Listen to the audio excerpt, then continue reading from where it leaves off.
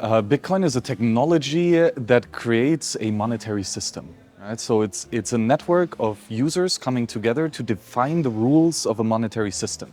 So how many units of currency there are, who owns them, and who has the right to transact with them. All of these rules are defined in a protocol, and then users just have to agree upon that protocol to have a money that actually works.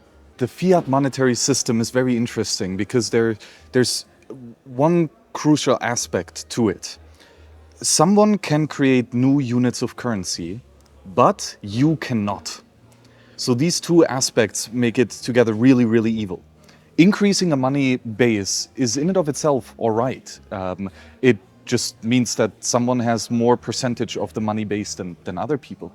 But the really crucially bad part is that there is monopoly privileges, that only the central bank is allowed to produce these fiat currencies. If you print on a piece of paper and write 10 US dollars, that is not a valid currency because you do not have the legal authority to create that 10 US dollar currency. The central bank, the Federal Reserve, they have, and they very cheaply print these new units of currency. So they write on a piece of paper $100, but it only costs them 10 cents to produce this piece of paper. So the $99.90, that is the actual profit that they make. That's the seigniorage. That is the money that they're stealing, basically. Because in a free market, the price of anything always tends towards the marginal cost of production. For the US dollar, the marginal cost of production is 10 cents for a piece of paper. It's very cheap. But because there is a monopoly privilege that other people can print this unit of currency, but you are not allowed to, that means even though there's a huge profit margin where you could jump in as an entrepreneur and provide the service of printing US dollars, but you're legally not allowed to do that. And that discrepancy means that the bureaucrats and the central bankers and the political regime has basically unlimited capital to print and to steal and to take the wealth away from you and others.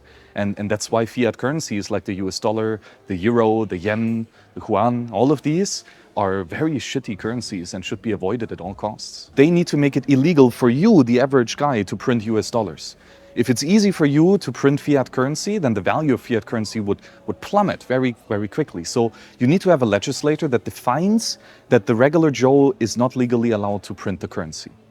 Then you need police and army and investigators to find and, well, stop anyone who is violating that law and actually starts to print US dollars. Right? So there's a huge surveillance apparatus and military apparatus to make sure that some people do not print those dollars when they're not allowed to. And then furthermore, we have the treasury is that part of the government that basically defines of how much money is to be printed.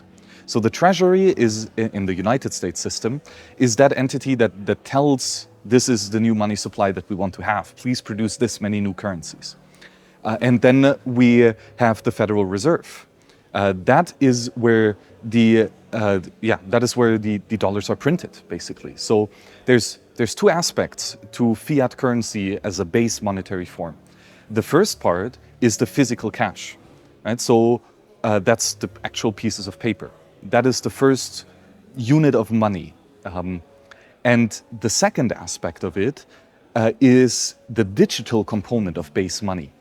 Right? So, because obviously physical currencies has its downside, and a digital component of the base money of the fiat system is the promise of the Federal Reserve to print more physical currency in the future. Right? So you have the actual base money, physical cash, and then you have the digital base money, which is the promise to print physical cash in the future. And that promise has a market price because it is tradable. People can trade that promise of cash to be printed in the future. And that is, so who can have this promise to get more cash? It's governments and it's banks. These can have an account at the Federal Reserve where they can hold these promises of physical cash to be printed in the future. Right? And that is the central bank reserve that many banks have on their asset side. So all of the wealth of a bank, the vast majority of it, is that promise of physical cash to be printed in the future. And therefore they are a big big part in the fiat monetary system as well.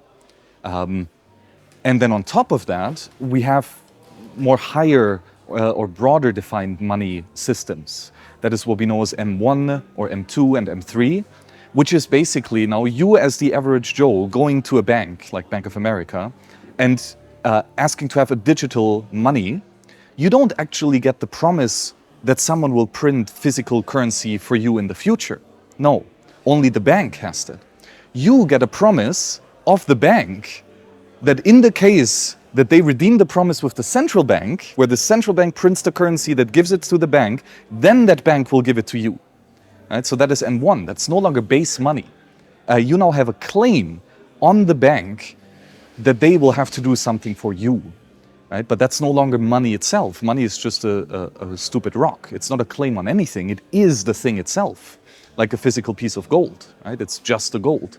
But as soon as you give your gold to someone else and he returns you a paper receipt, that no longer is base money. That's a claim on base money. And of course, the other party has to be honest and be liquid so that they can uphold that claim that they've made in the past. And very often that's not happening. Right? So when we've seen bank runs or hyperinflationary events, those are periods of time where the claim to print money in the future is no longer worth it, because either they stop printing or they've printed so much that the value of the currency has just plummeted. Well, why is the dollar valuable? Because you can buy stuff with it. Right? There are other people that want to have these pieces of paper, and why would they want to have it? Because they think it's valuable. And why do they think it's valuable? Because they can buy stuff with it. Right? The money is defined as that good which is the most liquid. Right? That which basically everyone wants to have, and anyone is willing to trade you goods and services just as long as he receives this money. And the US dollar does this very well. Right? You can basically go to any place on this planet, have a $100 bill in your hand, and someone will do the stuff that you would want to in exchange for this. So the high demand of US dollars as the most sophisticated or largest fiat currency is what gives its utility and its value. That regardless of where you are, you can spend it with it. Of course, other currencies have this aspect as well. And Bitcoin is establishing itself as a currency that is even more liquid than the US dollar to a large extent. Right? Because sure, you can have $100 in your pocket, but how are you going to have $1 million in cash and bring that over a border, right, to where you want to spend it? That's very difficult with a physical currency, and that's where Bitcoin comes in as a digital currency where it's very easy to transact. So it enables you to manifest that liquidity power of the money much easier and much cheaper. In the fiat world, there are two different types of base money. There's the physical cash, right, the coins and the paper bills. And then there's the digital component, which is the promise of the central bank to print more physical units in the future. Right? This is how we currently use the fiat monetary system. These are the two base money components. And the digital component of the base money can only be owned by entities that have the permission. That's governments and large banks, commercial banks. Right? The breakthrough of central bank digital currencies is that the digital part of the base money is now no longer just accessible by banks and governments, but by everyday people. Right? So you as the end user would no longer have an account at Bank of America which holds your claims of central bank assets in the future, but you as the end user would have a direct claim against the central bank to print more physical currencies in the future, basically. Now, the exact details of the systems, of course, varies, right? And maybe that central bank digital currency isn't even a promise to print physical currency, right? They might completely eliminate physical currency altogether and say, no, just this digital component is it. And it's not even a promise that you get something physical. It's really just the entry in my database, right? And that's the big problem, right? It's someone else's database where he has the ability to edit it. Right, to remove certain units of currencies from your account, or say, no, these currencies cannot be spent on meat, they can only be spent on soybeans, or whatever it is.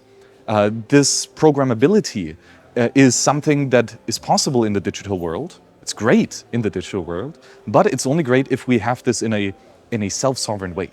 If someone else can program your money, right, then he can program it to walk away into his own pocket, right? Or that it expires after a certain point of time, right? Or that if you speak up badly against the person in power right now, then your account gets shut down entirely. These, a lot of these attack vectors are already now possible today with the banking system. Many commercial banks censor their customers or reject payments that were made. And of course, all banks very much surveil every customer. They know exactly how much money you have, who is sending it to whom, etc. But at least right now it's a private company, and there's a market available of different banks, different private companies that you can choose to engage with. The big problem with central bank digital currencies is there is only one provider, and there is no choice of going to someone else. There is the government, and then that's it. And if you don't like to work with this particular government, or if they don't like to work with you, then you're fucked, because there is no alternative. Well, at least no alternative in the fiat world, but thank God that we have Bitcoin. Bitcoin is a big contrast to the fiat world for multiple reasons. For one, it is a pure base money protocol, and it's a purely digital base money protocol. So there is no physical unit of Bitcoin, unlike with gold or with fiat currencies, right? There's just the digital component. But that digital component isn't a claim on anything, like a claim to print more physical units. No, it's just the digital part is the thing in and of itself. And that makes it quite special. And another really cool thing is anyone can produce this new money. Literally anyone can print more Bitcoin. In fact, nobody can stop you from printing more Bitcoin, even if they would want it to, right?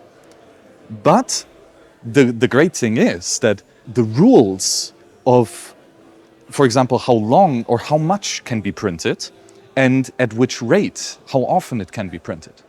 These rules are something that are part of the protocol in and of itself. So Bitcoin is a set of rules that define under which conditions can new currencies be printed and under which conditions can they be spent. But it completely excludes of who must be the participants who work on this, right? Literally anyone can create more Bitcoin. But that also means that there is a huge competition, right? Where all of a sudden it's not just one entity, the government, printing all of the currencies, it's everyone who wants to. But with the really important trick that every end user of Bitcoin for himself defines, verifies, and enforces the rules of this monetary system. So one of the very important rules is that every 10 minutes there can only be 50 new Bitcoin. So if one miner would come in and propose, hey, I'm mining 100 new Bitcoin right now, everyone in the network would reject him for it.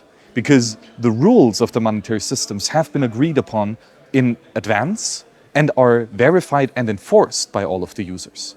Right? So people could attempt to create more Bitcoin than the rules say, but very quickly the people who enforce the rules would notice that and just kick out the person who tries to cheat.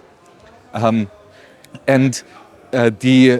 the big question is, how do people actually define, verify, and enforce these rules? And that's where software developers come in. Right? Software developers have built a piece of code that enshrines these principles, right? Where we fully automate these principles in the sense of the rules are there now, written in C++ code, and the verification of the rule is there, right? The verifier function in the code, and then the enforcement is there. That if someone would break your rules, you cut the connection to the computer of who just attempted this.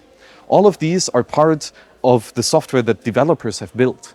And the beautiful thing of Bitcoin is it's free and open source software, meaning that anyone, again, can write this piece of code. Anyone can read it. Anyone can verify it, review it, change it. And that means that the rules of the protocol are subject to change as well. If you would like to have a monetary system where where every time 100 Bitcoin get issued and not just 50, that's a one-line change in the code, and you can very easily do that. And many people have done it in the past. So now that means that the end user has the full control over the exact set of rules that he wants to run. And whichever one he chooses, well, he chose, right? And that's a big, big, big difference. Because you wake up and you just use the US dollar because that's what everyone else uses. You didn't choose it. That choice was made for you, and you're just living out the consequences. But with Bitcoin, you literally have the choice of which software to run. And you can change it to whatever you want.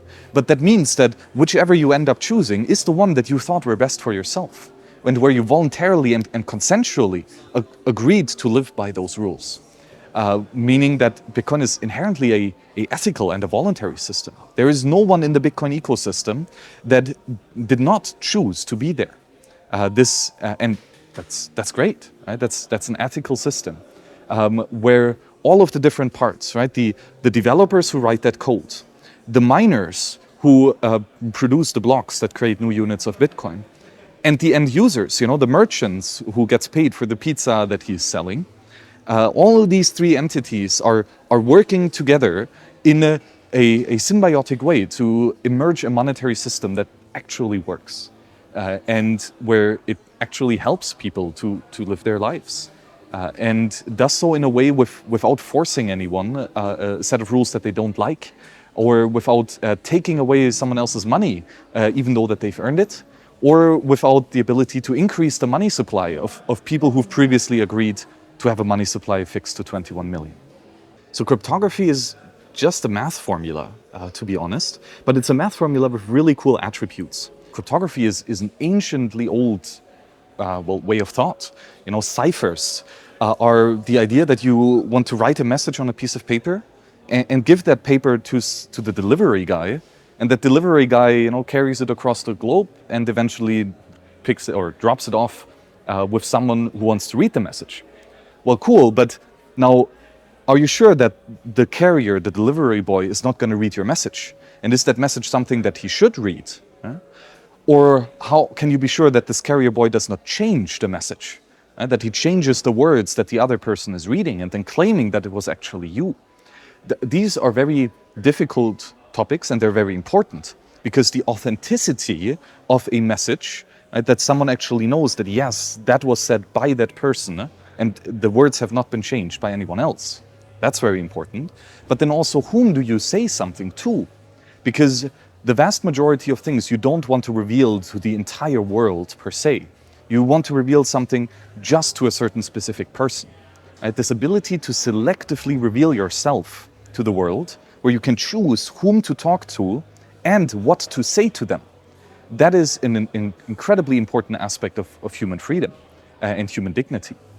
And cypherpunks realize this, that this privacy, the ability to selectively reveal yourself to the world, is an essential, a necessary part to an open and prosperous society.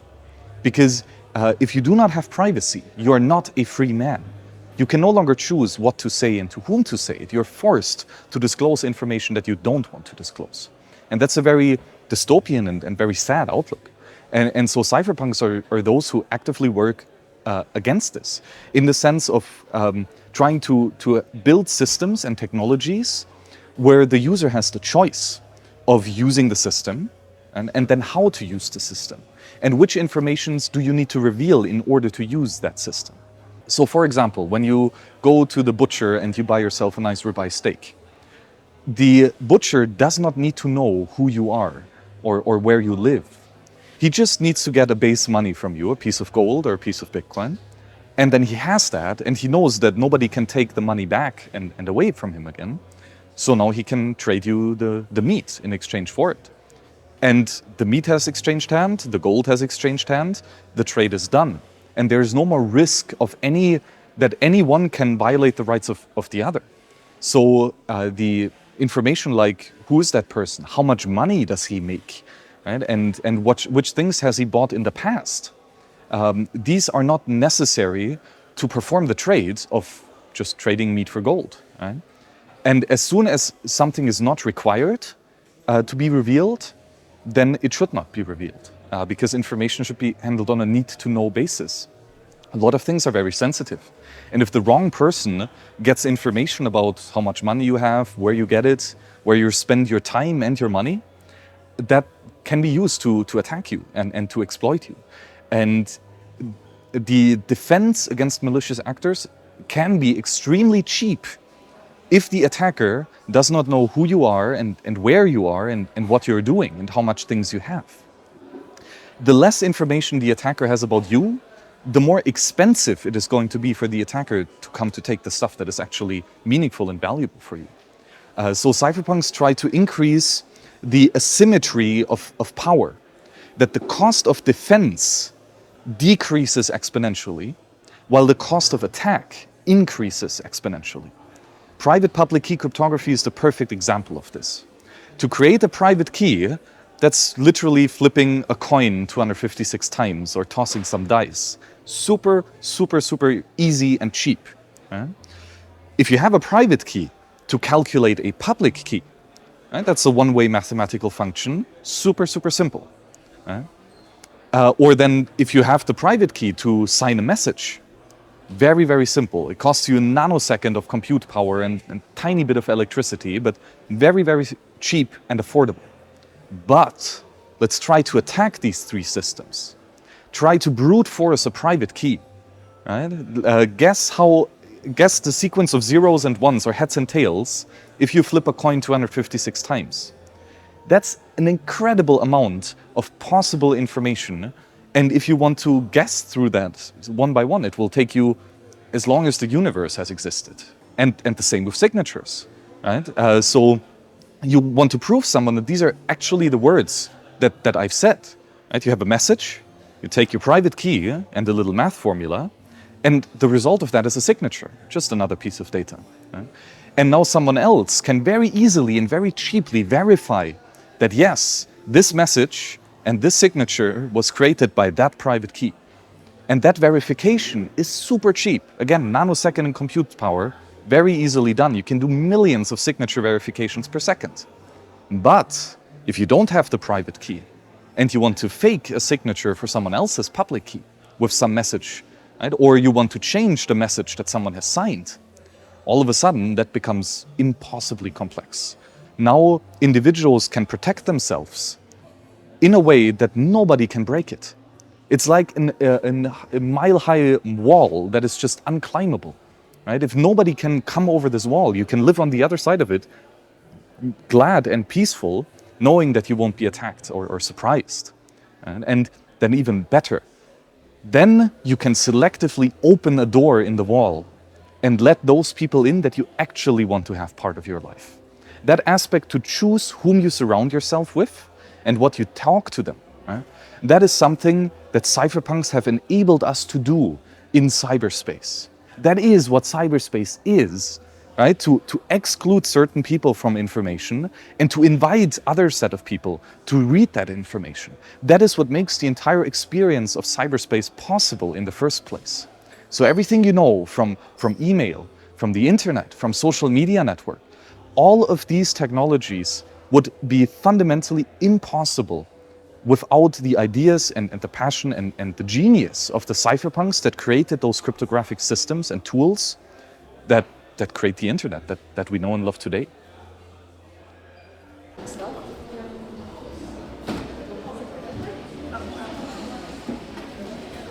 Hier